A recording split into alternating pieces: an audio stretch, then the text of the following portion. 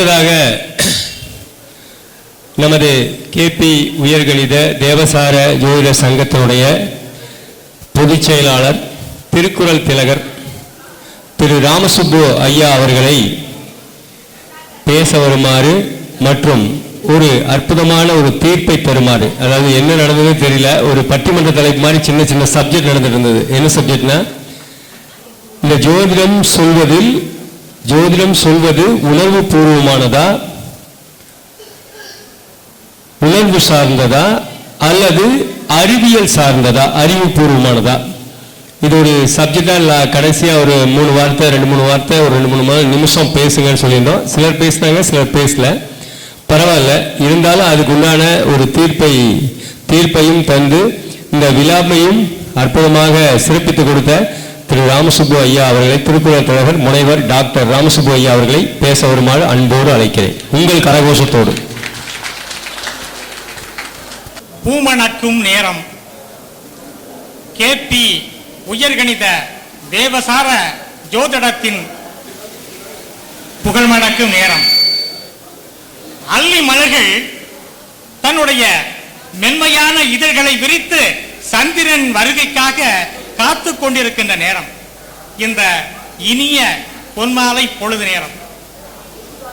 இந்த நெல்வேளையிலே நடைபெற்றுக் கொண்டிருக்கின்ற நமது கேபி உயர்கணித தேவசார ஜோதிட சங்கத்தின் 15வது வெற்றி மாநாட்டினுடைய கதாநாயகன்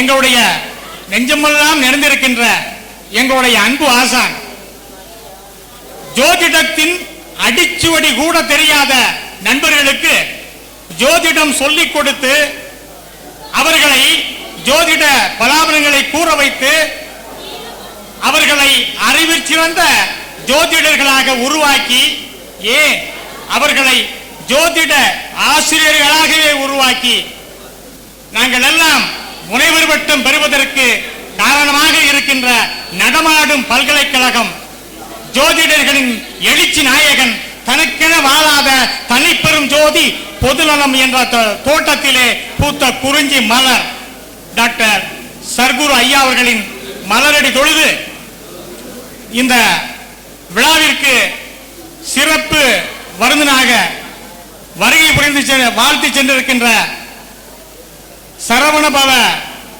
ஜோதிட அறிவாலயத்தின் நிறுவனர் பரணி பாரதி அவர்களுக்கும்,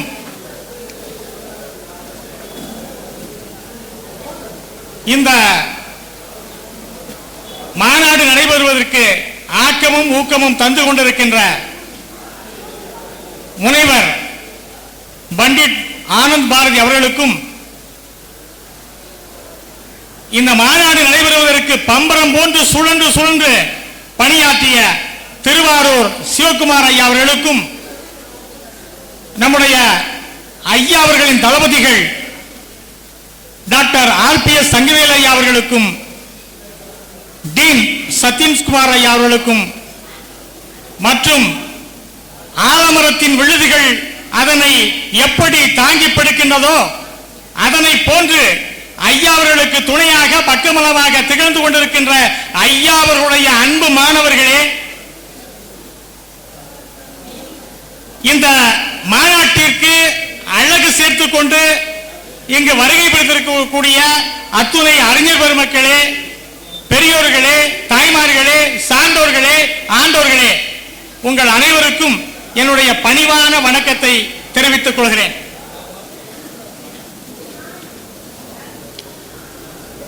கற்றதும் சொன்னதும் நடந்ததும் என்ற தலைப்பிலே சொல்லாடல் புரிந்து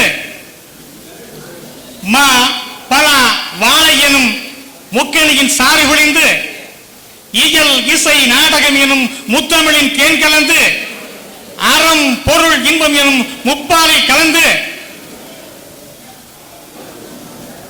இனிய உளவாக இன்னாத கூறல் கனி இருக்க காய் கவர்ந்தற்று என்னும் குறள் அமுதத்திற்கு எடுத்துக்காட்டாக இனிய சொற்களால் உதிர்ந்த அந்த இனிய முத்துக்களை மாலைகளாக தொடுத்து நம்முடைய ஐயா அவர்களுக்கு அணிவித்து அழகு பார்த்து சென்றிருக்கிறார்கள் நாவன்மை படைத்த நம்முடைய பேச்சாளர் பெருமக்கள் அவர்கள்.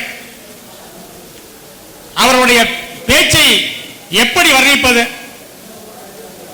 ஆடி வரும் தென்றலாய் நம்முடைய மனதிலே நறுமணம் கமிழ்ந்த அந்த நல்ல இனிய வார்த்தைகள் சொல்லிக்கொண்டே போகலாம். அவருடைய வார்த்தையிலே பரதநாட்டியம் ஆடின, கதகளியும் ஆடின. இனிய சொற்களால் நம் அனைவருமே கட்டி போட்டார்கள்.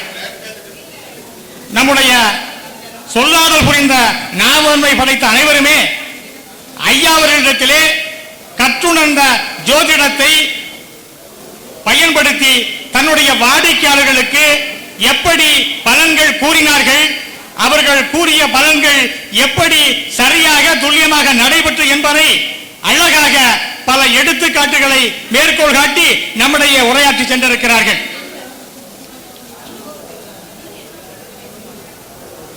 ஐயப்படா அது அகத்தது உணர்வானை தெய்வத்தோடு ஒப்பக்கொள்ளல்.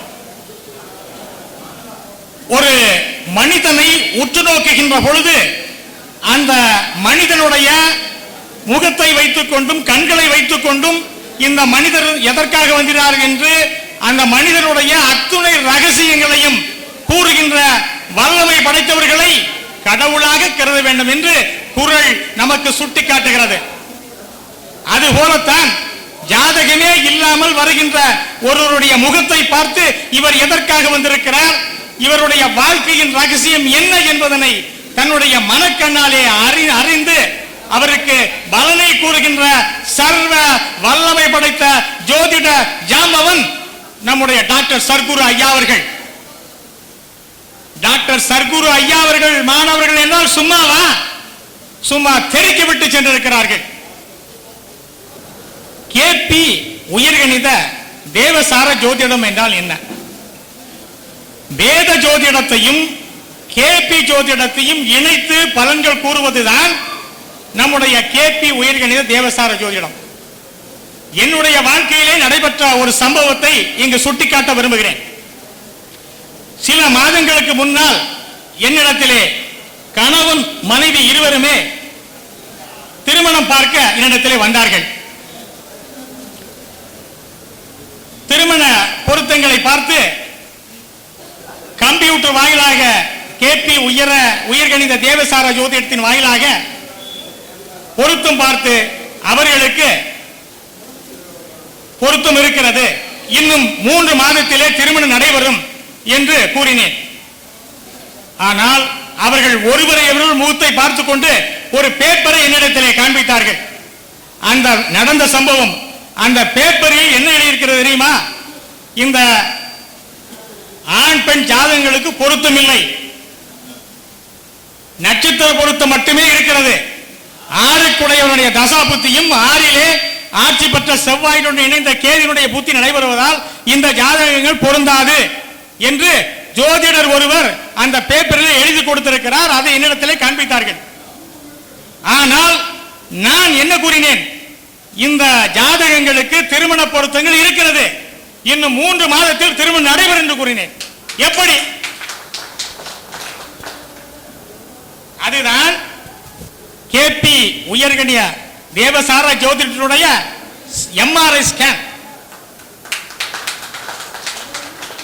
அங்கு பொதுவாக 6ஆம் இடம் என்றாலே அது 7ஆம் இடத்துக்கு திருமண பாவத்துக்கு விரயஸ்தானமான பாவத்தை குறிக்கக்கூடியது.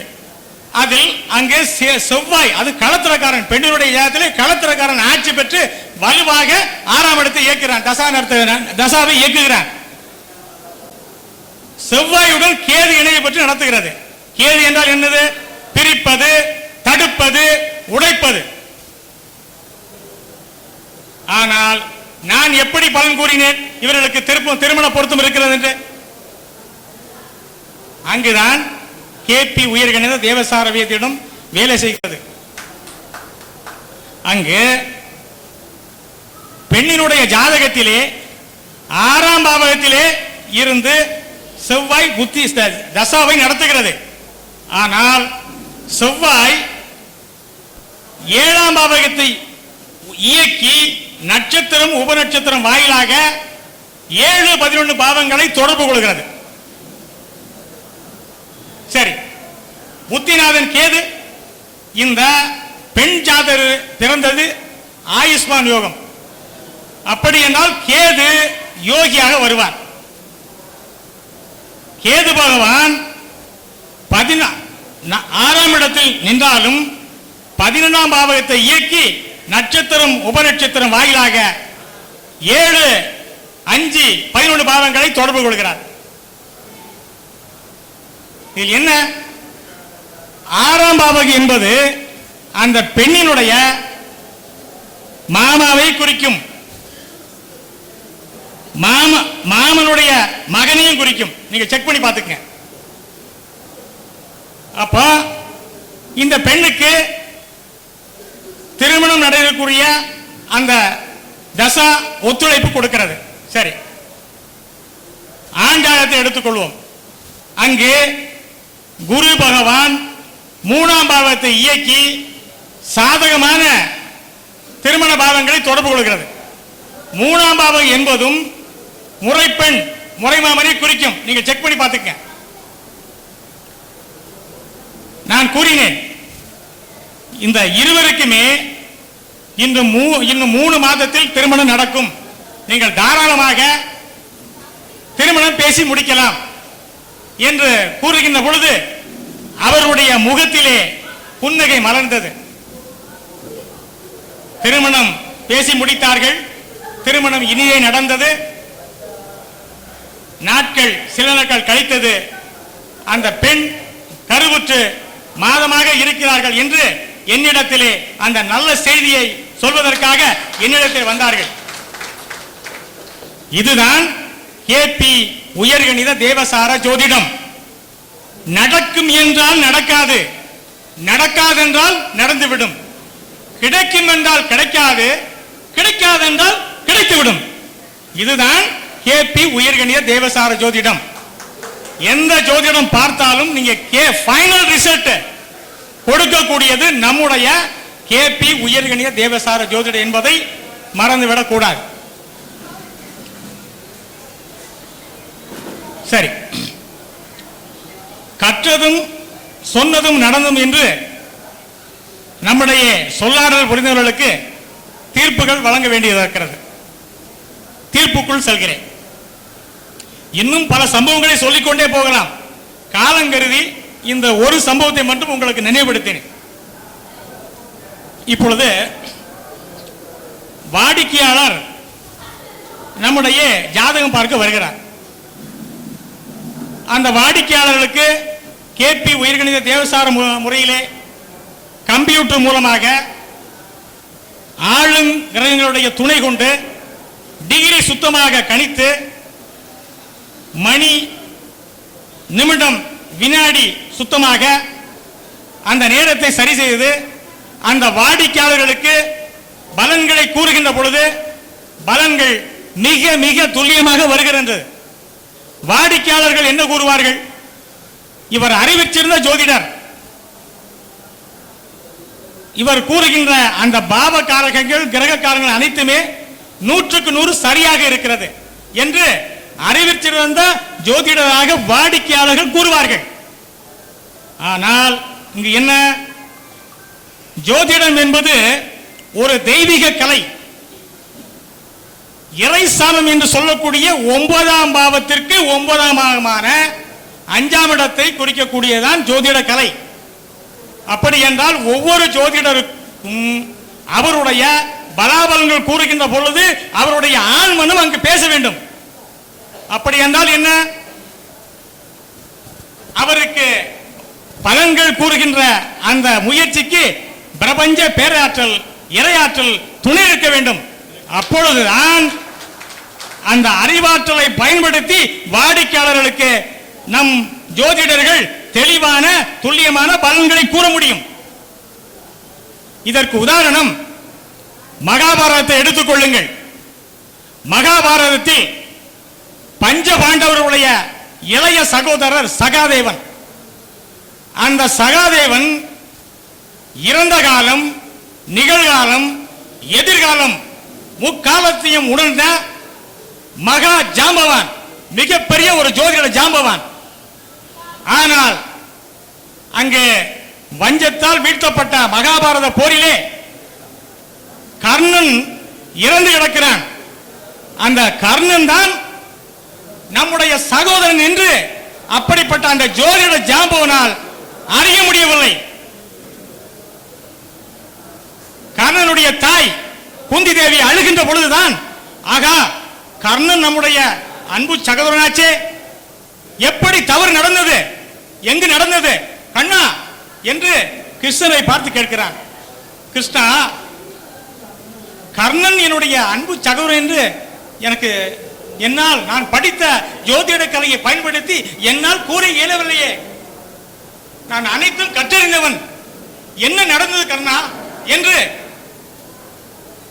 கிருஷ்ணனிடத்திலே மிகவும் பணிவாக அழுது கேட்கிறான். அதற்கு கிருஷ்ண பரமாத்மா என்ன கூறுகிறார்? நீ என்னதான் ஜோதிட கலைகள் பல கற்று தெரிந்தாலும் கர்வம் என்று ஒன்று இருக்கக்கூடாது. கர்வம் என்று ஒன்று வந்தால் உன்னால் ஜோதிட பலன்களை துல்லியமாக யாருக்கும் கூற முடியாது.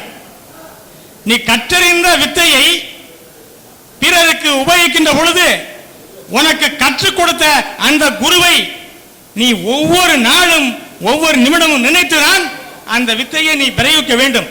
அப்பொழுதுதான் நீ அந்த துறையிலே வெற்றி பெற வேண்டும். புரிகிறதா? நாம் என்னதான் அறிவாற்றல் படைத்தவர்களாக இருந்தும் குருவனுடைய ஆசீர்வாதம் இல்லாமல் வெற்றி பெற முடியாது. என்னதான் அறிவாற்றல் இருந்தாலும் இறையாற்றலும் நமக்கு வேண்டும். ஒவ்வொரு ஜோதிடருக்கும் பலாபலன்களை வாடிக்கையாளர்களுக்கு உரைக்கின்ற பொழுது தனக்கு கற்றுக் கொடுத்த அந்த குருவை மனதிலே நினைத்து பலாபலன்கள் கூற வேண்டும். அப்பொழுதுதான் வாடிக்கையாளர்களுக்கு துல்லியமாக பலன்களை நம்மால் கூற முடியும்.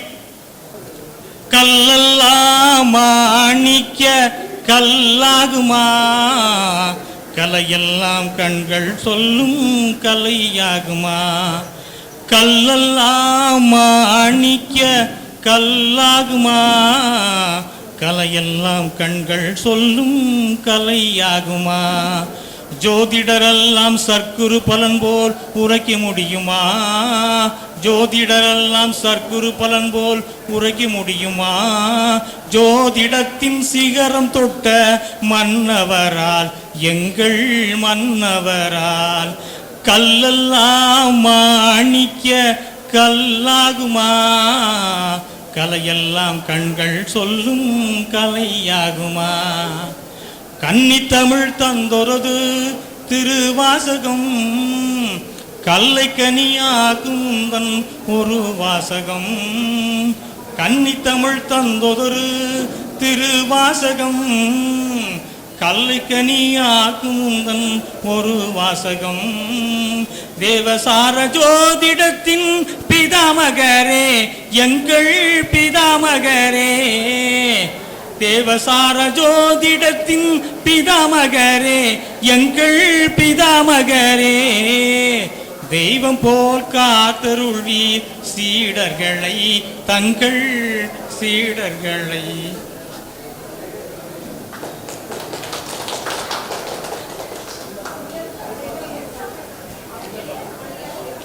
ஐயா அவர்களை வணங்கி